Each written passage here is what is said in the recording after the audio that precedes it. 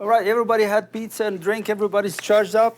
Okay, welcome to our Lunch and Learn. I appreciate your support in attending this presentation. We have several Lunch and Learn. I'm glad that you made it today. We run this Lunch and Learn for many reasons. Number one, you can meet your fellow colleagues and get to know people around here. And second, we wanted to show you what we do and share our experience and knowledge with you. And thirdly, and hope at the end, if one of these days you need some help, we are a consulting company who would be glad to hear from you. All right, so let's start our talk today on mini fracs. Statement of the year. I don't know if you guys heard that statement by the oil minister of Saudi Arabia. He made a very important statement. He said that Allah controls the price of oil. So he did a lot of prayer for us. So the price of oil went up $2 in the last few days. So hopefully he'll keep praying, and eventually we'll see $70 a barrel or so. Anyway, I thought to throw this one first here. Okay, you know about our services, but just in case, here it is, Petro Management. We've been around for 20 years. We offer a wide range of services, consulting and training. So we do reservoir modeling simulation. Well testing is one of our bread and butter. We do lots of PTA and RTA. Waterflood design, EOR, screening, performance evaluation. We do that, production optimization.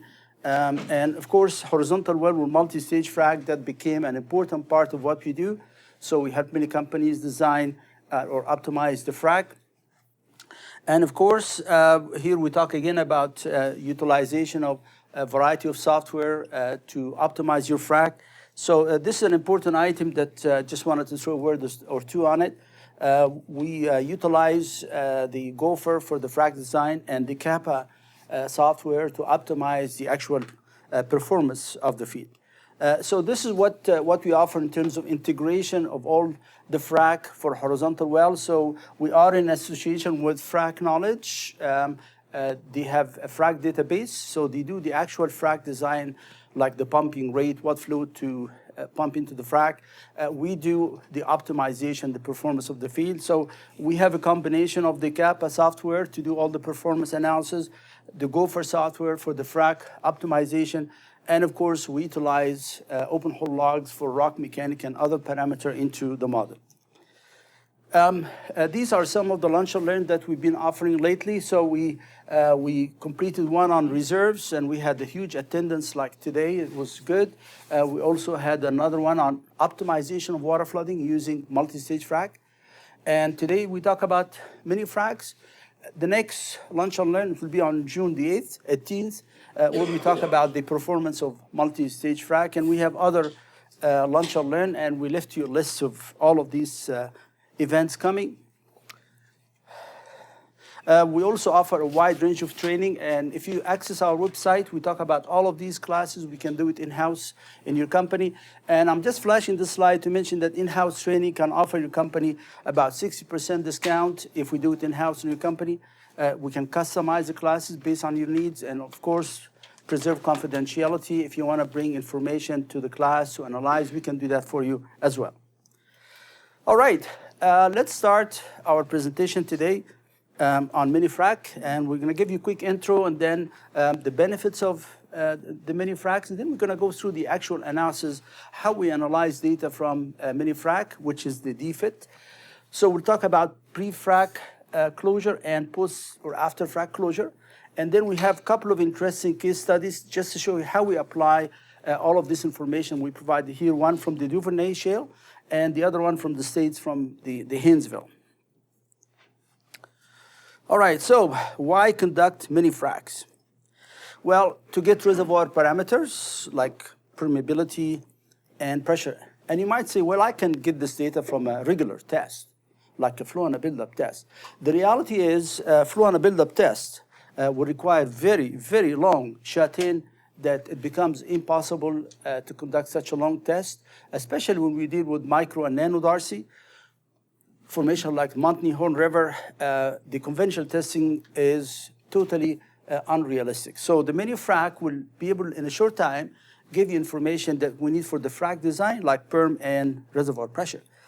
Also, additional information you can get from the mini frac, which is what sort of liquid leak off, We'll talk about all of this type of leak-off. Also, do we have natural fracture in this formation or we don't? Your frac and completion engineer would really like to know about natural fracture if we prove that. For environmental reason, also, we like to conduct the mini frac. It became a requirement by the board. So when we inject fluids in a formation, we don't frac the cap rock. If you frac the cap rock, we can have problems. And that's why the board insists on that, especially if you have steam flooding projects. We don't want to frac the cap rock. That could be detrimental. Also, if you are in the water disposal activities, you don't want to dispose of the water above the breakdown pressure of your cap rock. So many reasons why we conduct it to satisfy the board. How about for enhanced oil recovery schemes? Also, the mini frac would give you some information about the closure or the breakdown pressure of the formation. So you can avoid over-injection, keep the pressure below the frac pressure. And also to avoid under-injection. If you don't know what the frac pressure is, you have no idea by how much you should be injecting. You might be totally under-injecting. One also important aspect of the mini frac is when you put the well after you frac it on flowback, sometimes we suck too hard on the well. As a result of that, sometimes you see the frac will close a little bit, or you see detrimental to your proppant. And we've seen that a lot where companies have to refrac the well because we haven't defined what is the critical drawdown for the well so we don't damage the frac itself. So when we talk about the mini frac, let's see what happens out in the field. We bring a pumper and a tank of water. All we need is maybe 50, 60 barrels of water. That's all we need. And we need a pumper that has a special kind of pump. It's a low-rate injection, but high pressure to inject fluids to frac the formation. The whole idea of the mini frac is to inject enough water just to break down the formation. We're not interested to have a big frac or any of that. It's not a permanent frac. The frac will heal once we stop injecting. So if you look at the well bore, we have usually around the well bore a damage zone. And this is the reservoir. What we like to see, the frac goes beyond the damage zone into the non-damaged reservoir, establish communication with the formation so we can tell the undamaged information about the reservoir, like the permeability and the reservoir pressure. So the test doesn't last for long. We inject fluids maybe for 10, 15 minutes and allow the well to fall off. And we'll talk about the duration of the fall off, how long is enough for the pressure to come down so we can get something about the reservoir parameters. So from the mini frac analysis or DFIT, we can obtain lots of information. We start with the fracture propagation pressure, and we're going to show you a diagram on that. The ISIP, the instantaneous shot-in pressure, and if you divide by the depth, that will give you the frac gradient. The closure pressure, very important parameter for the proppant design and many aspects of the fracking. We can obtain that data. Reservoir pressure permeability, we talked about that. Net fracture pressure. Net fracture pressure also give us indication about maybe the complexity of the formation, the extent of the natural fracture, and also to monitor the frac as it's progressing in the field so we know if any requirement is needed to alter the frac operation. Leak-off mechanism, and finally, we know what the flow regimes are, and from that we interpret the data. So limitation, there are some limitations regarding the DFIT. When we inject fluids and we estimate the permeability tends to be a little bit higher than when the well is producing, because when you're injecting fluids, you pretty well prop open the frac. So, but when you shut down the well and you put the well on production, you'll find that the permeability is slightly less because the fracture is sensitive to the pressure.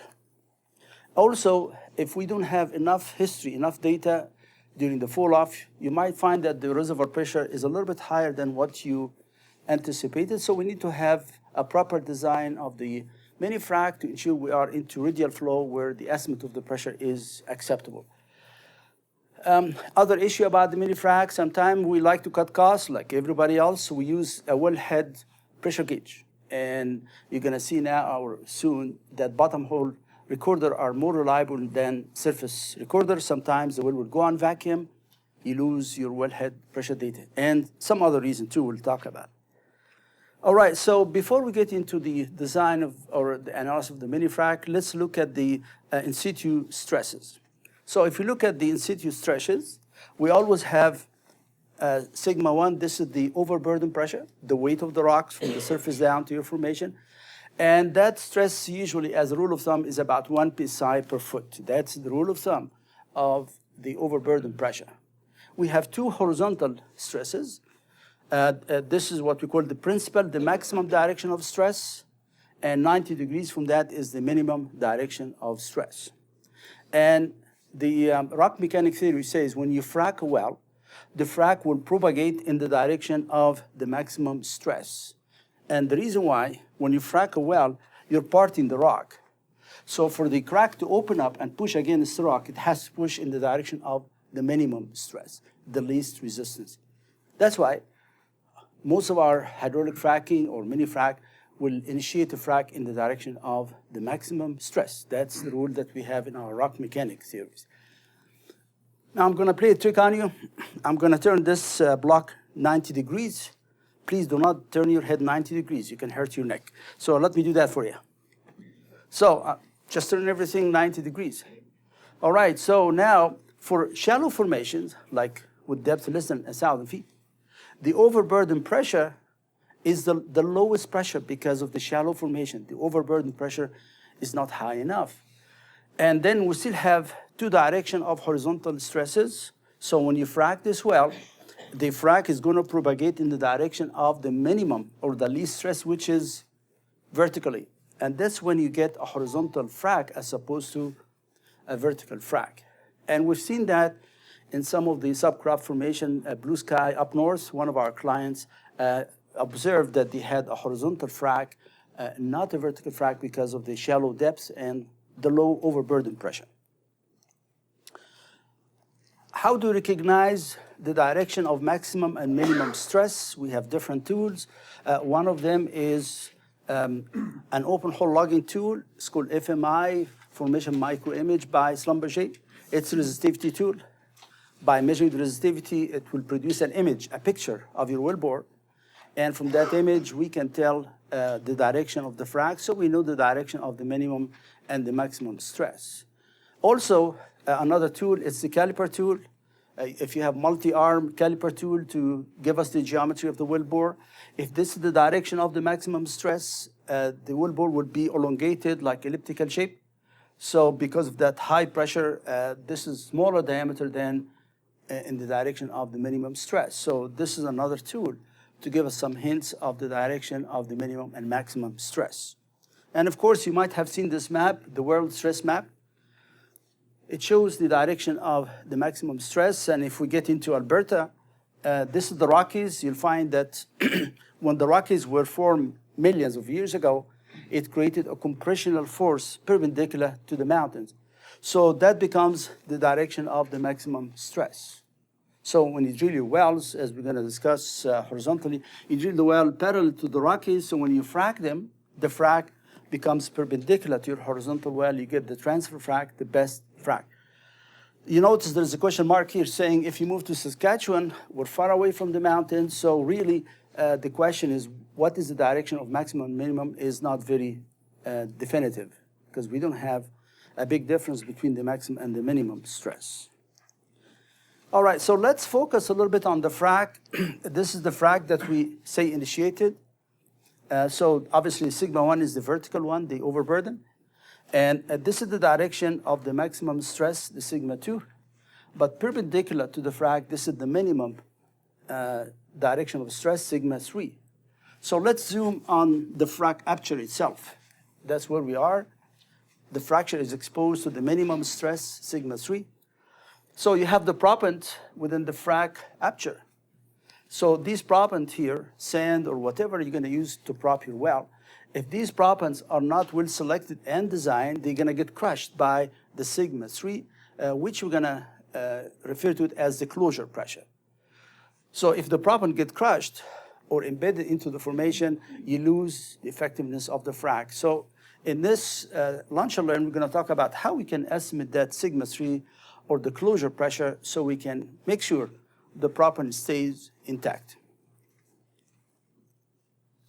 So this is a diagram that shows the pressure profile during the mini frac.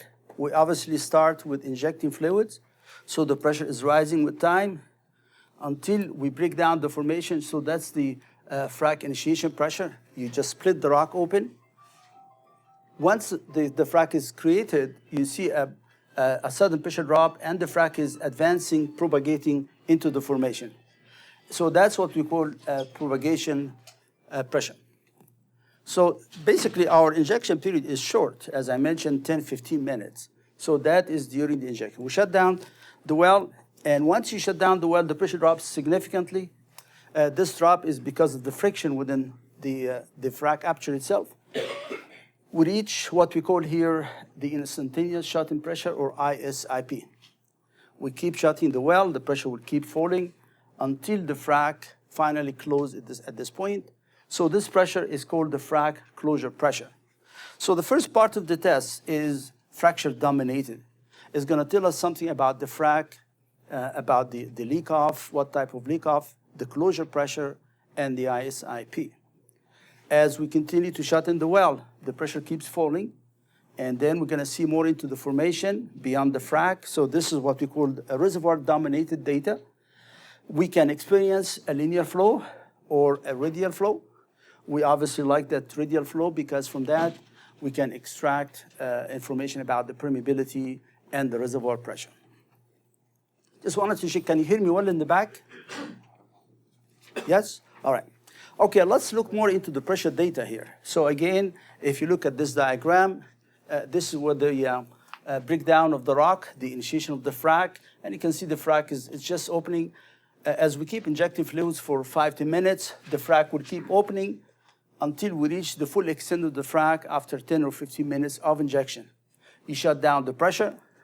Once you shut down the well, the pressure drops suddenly to the ISIP, and it continues to drop until we reach the closure pressure, or that minimum stress at sigma 3.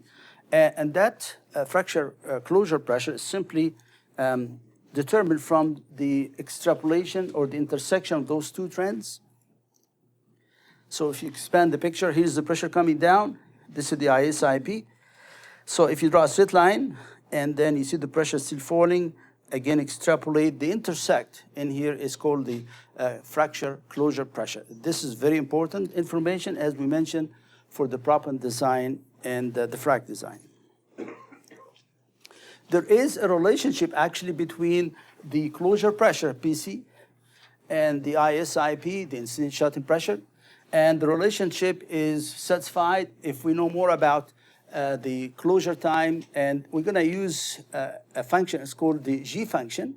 So this is the value of the G function at closure, and this is the slope of the G function, which we're going to present on the next slide. So what is the G function? I know you guys don't like math. But anyway, to make the long story short, basically we graph the falling pressure. Again, it's a function is called the G function.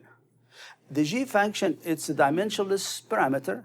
It's your fall-off pressure divided by the shut-in time divided by the pumping time. So that becomes dimensionless. Again, G function is the shut-in time divided by the pumping time. This function was introduced by Nolt back in 1979, and we're going to show you when you plot this data using the G function, it will linearize your data and allow us to determine easily the closure pressure and the leak-off types. So these are the common leak-off types when you frac a well and inject fluids at high pressure. Some fluids will leak into the formation. So we're going to show you these leak-offs, normal leak-offs, pressure-dependent leak-off, fracture tip extension, and finally, fracture height recession. All right, so let's see how we graph our fall-off data when you stop injecting and how we can analyze this data. So what you see here first is that pressure profile. So this is the pressure on the y-axis declining with time as you shut in the well, and we're going to graph it against the G function. Now, if you look at the profile of the pressure, it doesn't tell you much about closure. You cannot really detect where the closure has taken place. So somebody said, why do we graph the derivative of the pressure? So the derivative of the pressure means the change in pressure divided by the change in the G function. So that gives the light blue color. And then later on, Nolte came up with the G function derivative, which is again, which is that purple color. It's the change in pressure per change in the G function multiplied by the G function. So that would give us more character to the graph, to the plot. To identify the closure pressure, all we have to do is to draw a line from the origin, tangent to the profile of the G function. And once you see the G function departing from the straight line right here, that becomes your, the frac is closing at this point. And if you want to know the closure pressure, then we move up to the pressure profile itself. That would give you the closure pressure. What else can we get out of this? If you go down, you find that the G function has a value of 3. This value will determine the type of leak-off and how efficient your frac is. The lower the value, it means the frac closed sooner, it means there was high leak-off. The fluid was leaked off too fast. And the higher of the value of the G function at this point, which is the closure, like if it's somewhere here, it means that there wasn't much leak-off. It's taking a long time for the frac to close. So that value is used to estimate what we call the frac or the fluid efficiency. How effective is the frac? What is the definition of the frac efficiency? Basically, this is the total fluid that you injected minus how much was leaked off divided by the total fluid injected. So basically that will translate to what is the volume of the fluid still remaining in the fracture divided by the total fluid that you injected. So if you have a tight formation, you'll find that the leak-off is not much because it's very tight, and the closure will happen at a much longer duration. So this is the zone, invaded zone where the leak-off happened.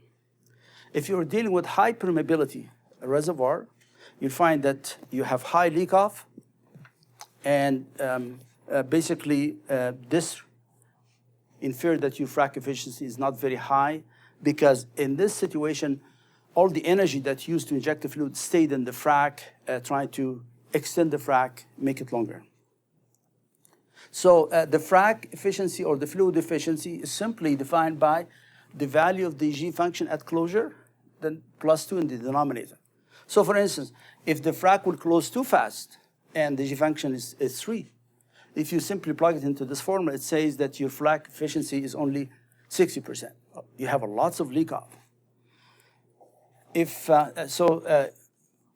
the closure pressure happens at the G function of 30, which is a high number, it means it took a long time for the frac to close. Your frac efficiency is 94%. So when you have such a high leak off, that could be an indication that you might have sand off, and that could be a problem during the frac.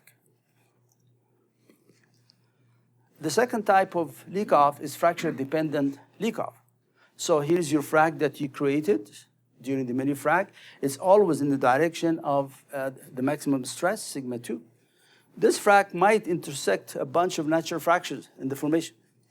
So when that happens, as you inject fluids, these natural fractures will open up, and we can see that on the G function plot.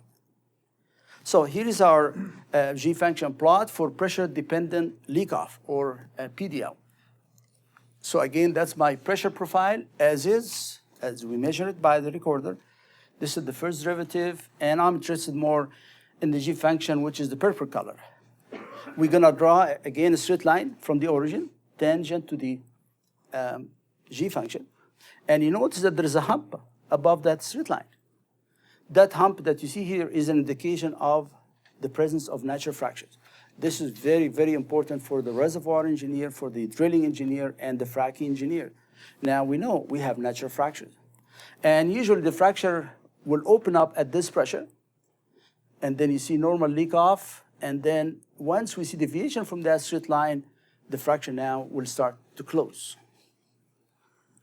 So this is our closure point. If you go up and hit your pressure profile, that becomes your closure pressure. The third type of leak-off is called fracture tip extension. Usually that happens for very, very tight formation. So this is the G function. And you notice if we draw a straight line through this data, it doesn't intercept the origin. So that's one indication that you have a very, very tight formation. And the G function does not depart from the straight line. It's taking such a long time for the frac to close. So that's always indication of the tight formation. And the value of the G function is pretty high here. It's about 25, 30, where in the previous two leak-offs, the value of the G function at closure was 2 or 3 or 4. So that's indication of tight formation.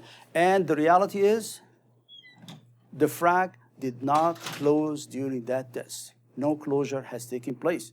So unfortunately, for fracture tip extension, as per this graph here, we cannot tell you what is the closure pressure because it's taken such a long time for the fluid to leak off. Basically, what happened when you inject fluids into the formation, there is no leak off. The energy is stored in the frac, and as a result, the frac keeps extending and extending, no leak off, no closure.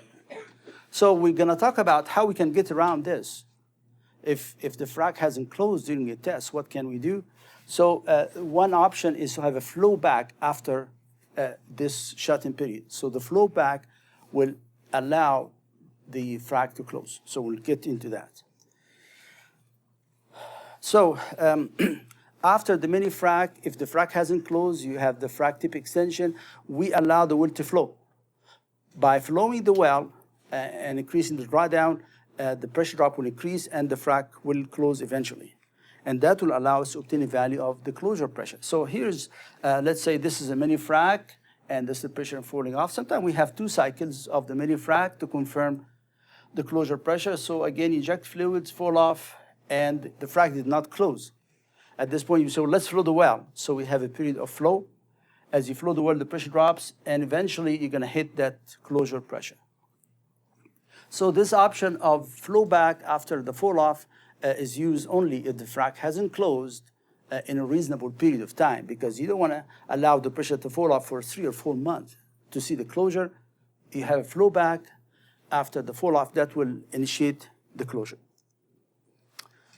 So when you flow back the well, at what rate you should be flowing the well to observe the closure? So if this is your fall off period and you're going to flow back the well, this slide was presented in this reference here.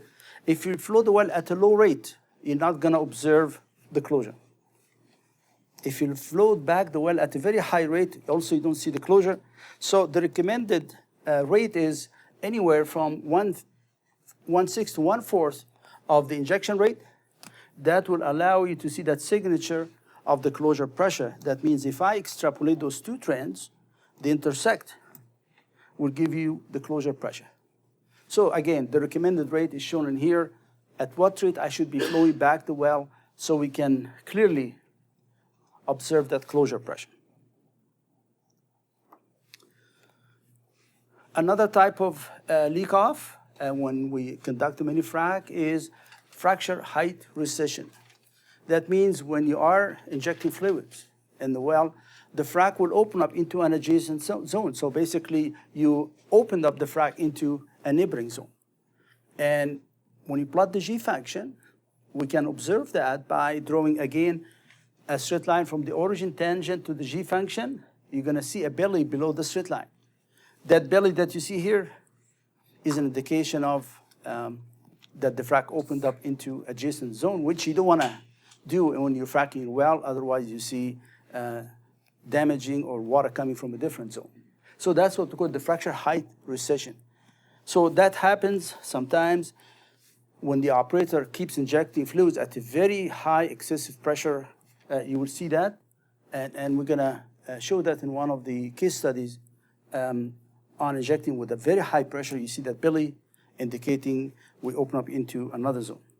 So what is my closure pressure? Well, this is the frac closing, and my closure pressure, as usual, if you go vertically hit your pressure profile, that is your closure pressure. All right, so we've talked about the G function to identify the closure pressure. We have another tool that we use. We graph the same data to confirm that closure pressure being very important for the frac design. And this graph is called the square root of the shut-in time. That means the minute you shut in the well, this is your closure or shut-in time. If we graph the shut-in time under the square root against the pressure, this is your raw pressure data. Again, it's not very clear where the closure pressure is. It could be anywhere in here. Believe it or not, the right answer is in here. Well, how can we see it? How can we see a trend or any hint that this is the closure pressure? So again, we are going to graph on this chart the G function. Here's my G function. And we draw a tangent to it. The departure from the G function is our closure pressure. But again, since we are using the square root, so the definition of the G function is the change in pressure by the change in the square root times the square root. That's the G function. So we have confirmed on this graph where the closure pressure is. We're going to use the first derivative plot also, which is the change in pressure. So it's the change in y by x, basically. This is the x, square root of time. You always observe a local high, like what you see here. That local high usually is your closure pressure. So now we have 2 points from 2 plots showing us the closure pressure. If you draw a vertical line, that will intersect your actual pressure data. So what is my closure pressure? It's this value right here. So we're going to show you a case study where we're going to show the use of that square root of time to confirm the closure pressure. All right, so now we've talked about how we analyze the pre-closure data, which is in that region, in here. Now let's talk about after the frac is closed, we have reservoir-dominated data. So the pressure is falling with time. You might see radial flow, and later on you see the radial flow, and that's what we're really after for formation parameter like permeability and pressure. So after closure analysis was introduced to the industry by Talley, and that is the reference paper on that. So we're going to show you now how we do after closure analysis. We start with the diagnostic plot. The purpose is to recognize flow regimes. So it's the delta P, the change in pressure as it's falling down, against delta T, which is the shut-in time. So first, we graph the delta P plot, which is the green. And the important one is the derivative plot, which is the red. So pre-closure, before the frac is closed, you always see wellbore storage data with the slope of 1. And then you see linear flow. Whenever you frac a well, you have linear flow geometry. So you see the derivative showing a trend with the slope of half.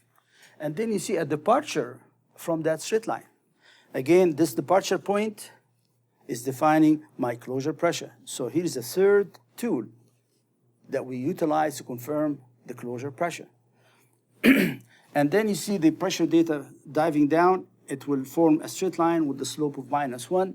This is after closure radial flow geometry. Now, this derivative is different from what we use in well test analysis. This derivative, it's the change in pressure per time, which is the normal derivative, but then we multiply by the shut-in time, delta T. So again, for after closure analysis, radial flow is identified by a straight line with the slope of -1. This is where we're going to estimate the permeability and the reservoir pressure from this data.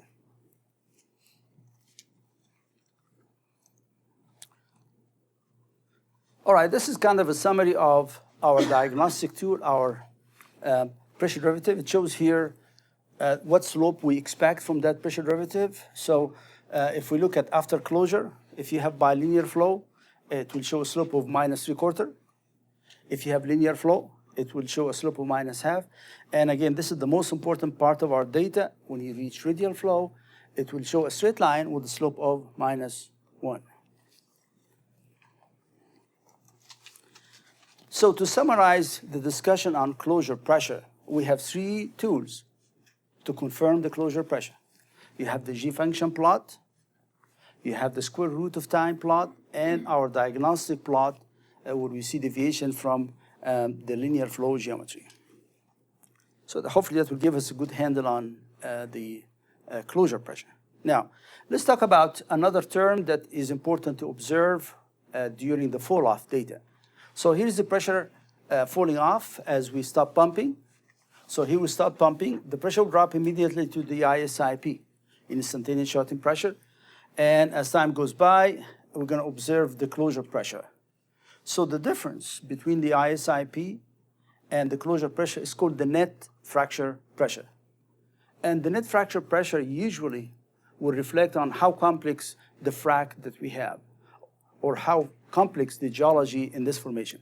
So this is what we call a simple frac, very simple planar frac. So the delta P, that net fracture pressure, will not going to be high. As the fracture geometry becomes complex, so you have off-balance fracture, so you see it's more complex than a planar, the net pressure, the net fracture pressure value becomes higher. And if you're going to get into very complex frac where you have lots of natural fractures, that will show on your fall-off with very large value of the net fracture pressure. So basically, this observation was presented in a paper by Dan here in Calgary, so you can see more about it. And basically, it shows here for a small amount of NFP, net fracture pressure. So this value is small, you only have a single planar. This value is higher, you started to see more complex fractures. The higher of this value, the more natural fracture and complex fracture. And eventually, if that value is too high, the ISIP is higher than the overburden pressure, you might see a horizontal frac as opposed to a vertical frac.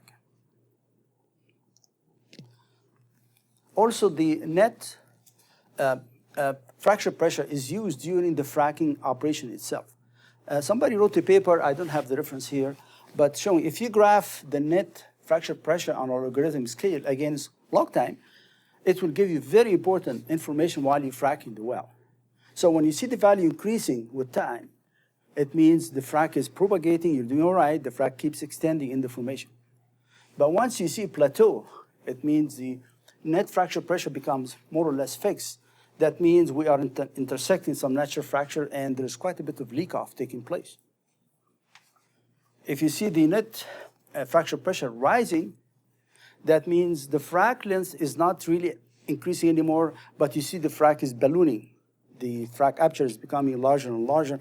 And that's what we like to observe in situation where you have a tip screen out plan for this well. If you see the net fracture pressure now decreasing, that's not good news. That means the frac is opening into an adjacent zone, and this is where we stop pumping. That's it. Otherwise, you're going to see more leakage into the adjacent zone. So that's another benefit of getting a good handle on the net fracture pressure.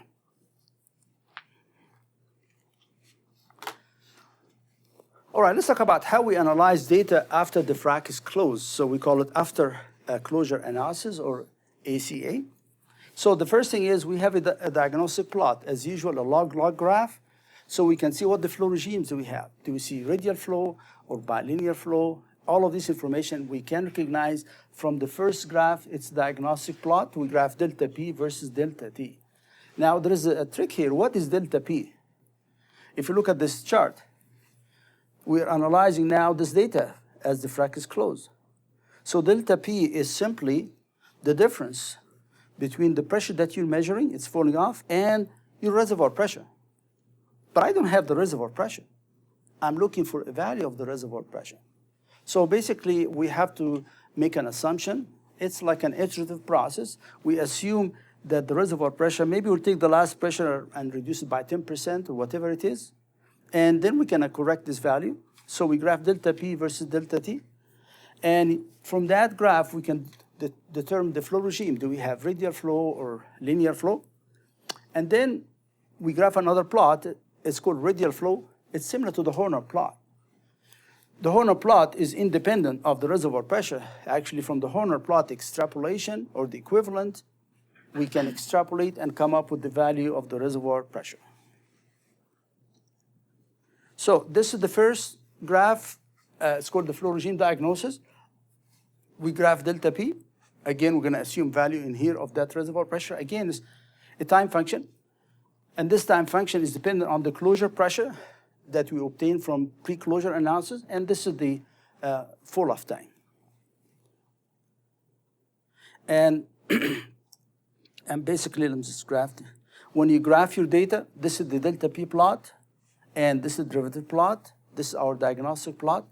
You'll find that when you see the overlay of delta P and the derivative is happening in here, and your data has a slope of 1, that's an indication that this part of your data is radial flow.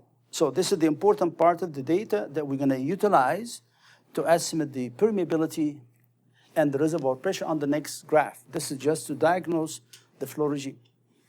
The next graph is equivalent to the Horner plot, where we graph the pressure against another time function.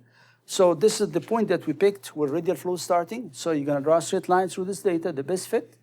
The extrapolation will give you the reservoir pressure and also the slope of that line, which is MR. We're going to plug it in here. This is the injected volume. This is the closure pressure. We can calculate the permeability from that term. That term is called deformation transmissivity. But from that term, we know the viscosity, we know the pay thickness, we calculate the formation permeability. What if we don't have radial flow? There are many situations where the frac design wasn't done properly, and we don't have radial flow. That means I cannot get the pressure or perm. But this is an empirical correlation that was introduced. From it, I can estimate the permeability. If you know the G function at closure, and E is your Young's modulus, and all of this information we can get. Again, this is my second choice. It's not obviously as accurate as getting the permeability when you reach radial flow analysis. Okay, let's talk about a design of a mini frac. I want to design a mini frac so I get conclusive data. Because if you go out in the field and you conduct a mini frac and you just tell the operator, just inject water for 10 or 15 minutes, let the pressure fall off for an hour or two, that's not good enough. We need to know how to design a mini frac test to ensure we get conclusive data. So the first thing you'd like to know, roughly, what is the expected breakdown pressure? At what pressure the formation will frac? We have empirical formulas called the Eaton's formula. Or if you look at the completion report from any wells in the region where you frac some of your wells, you get some sort of an estimate of what sort of breakdown pressure you're going to observe in that formation. Because when we inject fluids, you want to make sure that you have enough horsepower to break the formation. Also, we recommend to use a bottom hole pressure gauge instead of surface pressure recorder. For many reasons, we usually take the surface pressure and convert it to bottom hole. That conversion usually is not very accurate. Also, sometimes for higher permeability, the fluids will subside too fast in the wellbore. Your wellhead goes on vacuum. That means you don't have wellhead pressure data, which means you can't analyze your test. Also, an interesting observation that was published in a paper soon is sometimes when you have high temperature fluctuation at the wellhead, this high fluctuation of temperature can affect your pressure data if you have a gauge at the wellhead. So by using bottom hole pressure data, you avoid that problem with temperature fluctuation at the surface, or in this situation, you have to insulate the wellhead. And we're going to show you a couple of graphs on that, why it is important to insulate the wellhead if you're using a surface pressure gauge, because that can affect the quality of the pressure data. Also, when you design the mini frac, just to give you some sort of guideline of what is the injection period related to the shut-in period. So here it says, if you inject water, let's say to break down the formation for 5 minutes, and you're dealing with the permeability of 0.1, you'll find that to reach closure pressure, you have to shut in the well for 12 minutes. So 2.5 the pumping time, 2.5 the pumping time if you have a perm of 0.1. But this is only to get you to the closure pressure.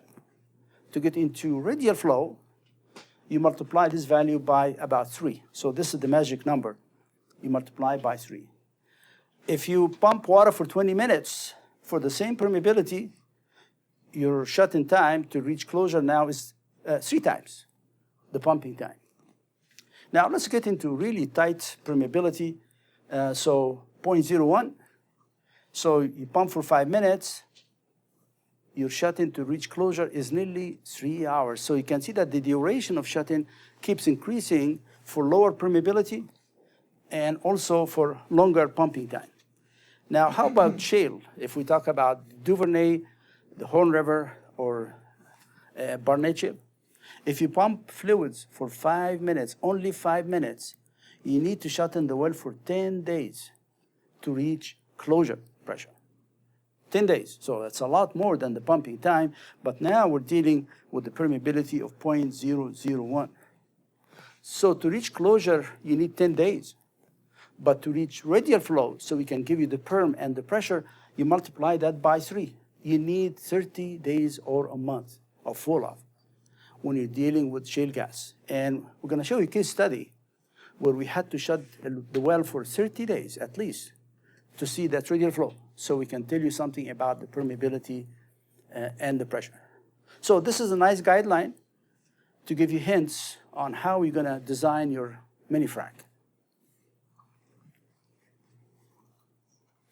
This is the empirical formula. It's called the Eaton's formula. It will give you a hint on what is the breakdown pressure. So before you start pumping, you have some guideline at what pressure this formation will break down. So this is the pressure gradient, pressure divided by depth. This is the net overburden pressure, which is your overburden pressure minus your pore pressure. Your overburden pressure, usually 1 psi per foot. This is the rule of thumb that we use. And then we have some rock mechanic parameter, which is the Poisson ratio. So mu is your Poisson ratio. Again, this is a guideline for limestone. We use 0.27. For sandstone, about 0.33. So that's a guide will help you in designing your mini frac. So you tell the pumper, by the way, you're going to break down the formation at this pressure. So that will give the operator a guide on when the breakdown is going to happen. Okay, let's talk about now, we mentioned that the fluctuation in the temperature at the wellhead can impact your pressure data.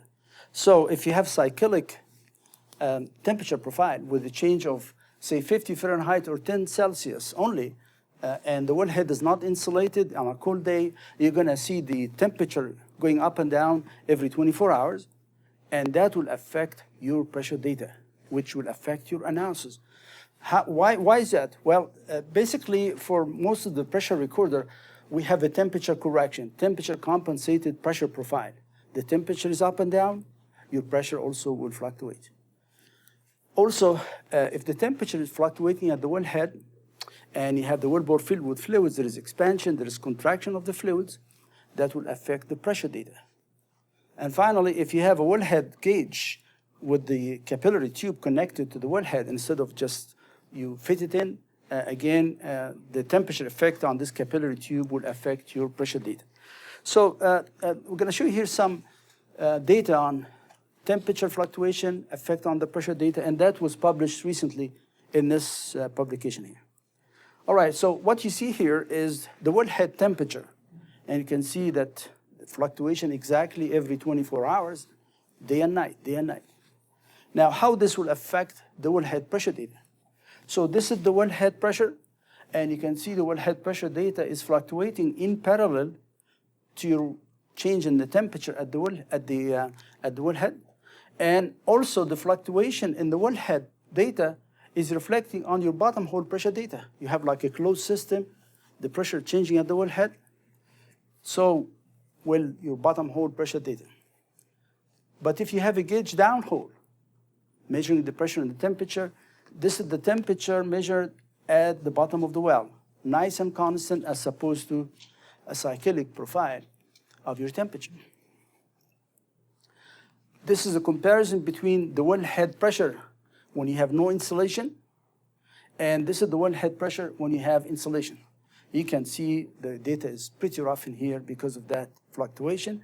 And this is the typical temperature profile when you see that large fluctuation day and night, day and night. So let me show you here the analysis of data when the wellhead is insulated versus no insulation. So this is the pressure derivative plot when you have no insulation. So this is linear flow. You see a straight line with the slope of half, and you can see very small portion of the data falling on that half unit slope, making it difficult to recognize linear flow and the closure pressure. And then you see the derivative diving down. This is supposed to be the slope of -1, where radial flow is, and look at the data is very erratic and very difficult to analyze. So this is the profile when we have no insulation at the wellhead. This is the profile when you have insulation at the wellhead. So if you look at the linear flow, there is a large portion of data on that straight line with a slope of half to recognize linear flow and the closure pressure. We're here, very small portion. And when it comes to radial flow, your data is falling on that nice straight line with the slope of -1, indicating very clear recognition of radial flow. So we get better value for the permeability and the pressure.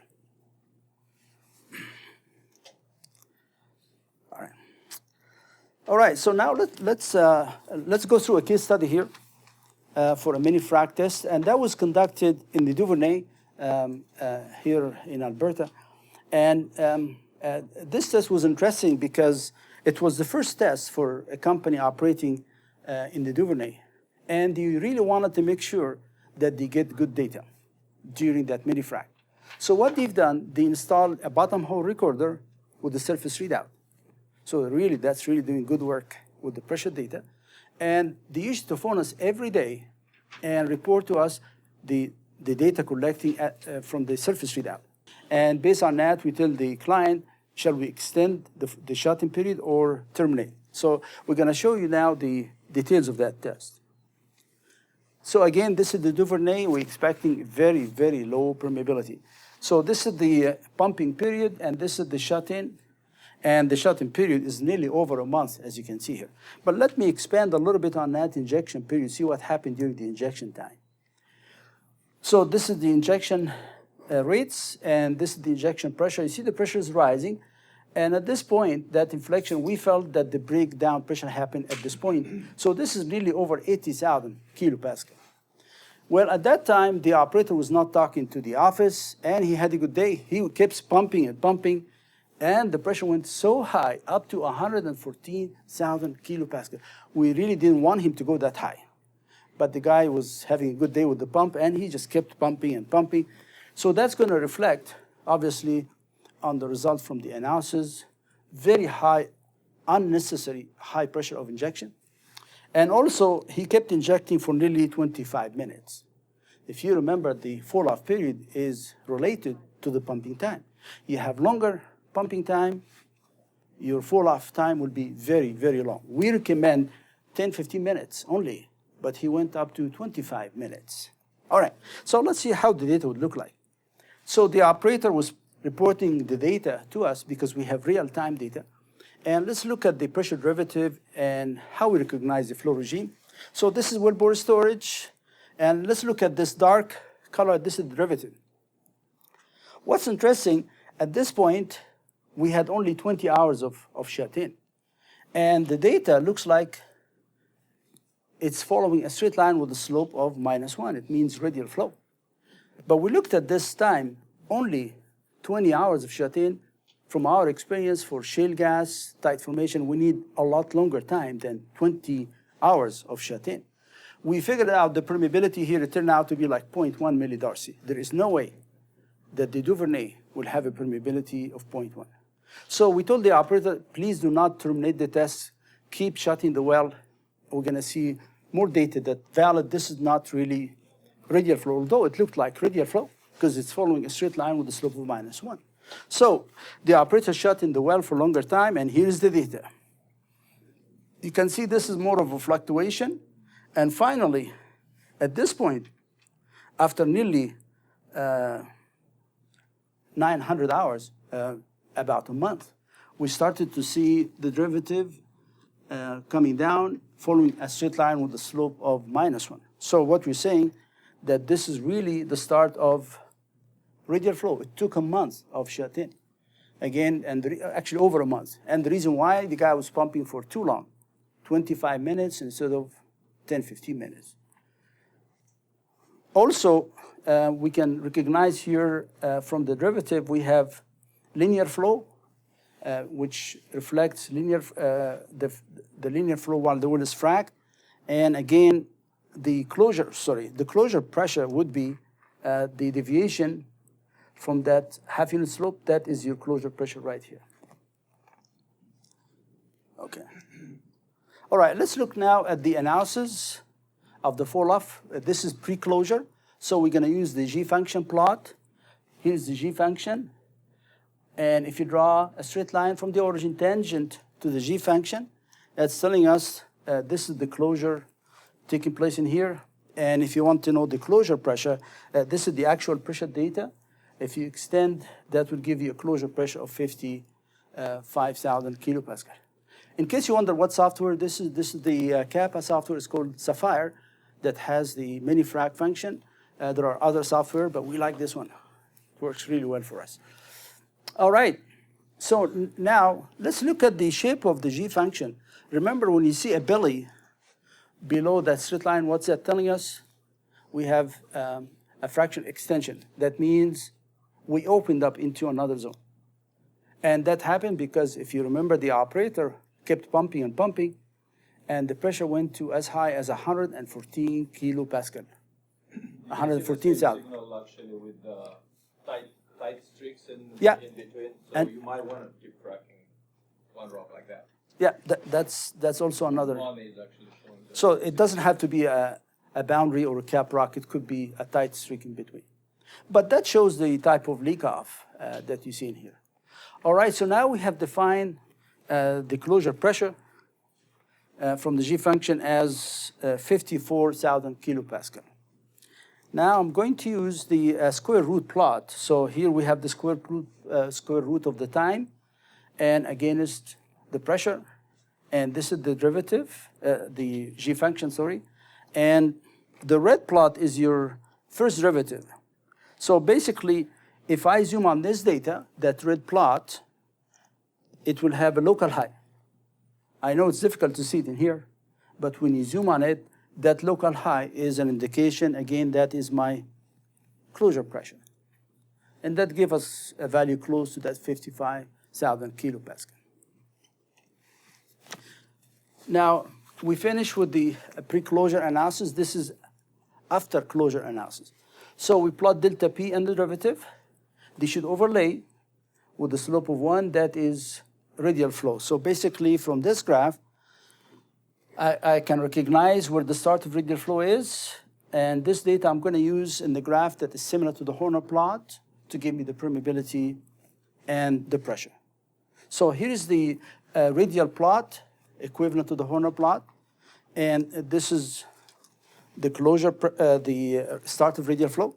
So if I extrapolate that line, it's going to give me permeability and the pressure. Actually, it gives us the field mobility, which is KH over mu. So here it's about 0.339. So if I know the viscosity, that will give me a permeability of 0.003 millidarcy. So now we have an estimate of the permeability, and my reservoir pressure is about 50,000 kilopascal, 50.6 thousand kilopascal. Okay. I can also cheat and use the Horner plot like everybody else. Everybody likes the Horner plot of the fall-off data, so I use the Horner plot. And that's giving me a reservoir pressure of 50,000, which is similar to what we obtained from the mini frac analysis. It's giving me a skin of -1. Well, definitely we fracked the well. And the permeability is 0.0002 roughly. So let's summarize the results from the different tools that we used. So permeability, I have 3 estimates after closure analysis, 0.003. From the derivative, 0.002. From the Horner plot, similar answer. So you see consistency. That's important to see consistency in the result. Here I have the skin of -1.4. We fracked the well, so we expect a negative skin. And finally, this is my closure pressure, 54.7 megapascal. All right, another issue that is also very important about the mini frac. After you frac your well, and now I'm talking about the big frac, not the mini frac. You frac your well and you're going to be spending a few $1 million. After the frac, we like to clean up the well. So we put the well on a flow back. And usually, we suck the well as hard as we like because we like to report a very high IP, right? So we open the valve wide, let the well flow at a high rate. The reality is, when you reduce the pressure significantly during the flow, the frac will start to close on you. And that's not good news. So we'll talk about what is value of a drawdown that is reasonable, or the term is, what is the critical drawdown that I should stick to? I should not suck harder than that. So we're going to show you a little bit of background here first. So these are the frac wings. Let's look at the forces here. There is a closure pressure. PC is trying to close the frac. But at the same time, the proppant is filling the frac wings, and the proppant has a mechanical strength of, say, sigma proppant. Also, here's my drawdown. It depends on the size of the choke size. So basically, if the proppant mechanical strength is higher than the opposing forces, which is the capillary pressure and the amount of drawdown, then the frac will stay nice and open. Now, what if the your drawdown plus the capillary pressure plus the closure pressure are higher than the strength of your proppant? The proppant will get crushed, and the frac will close.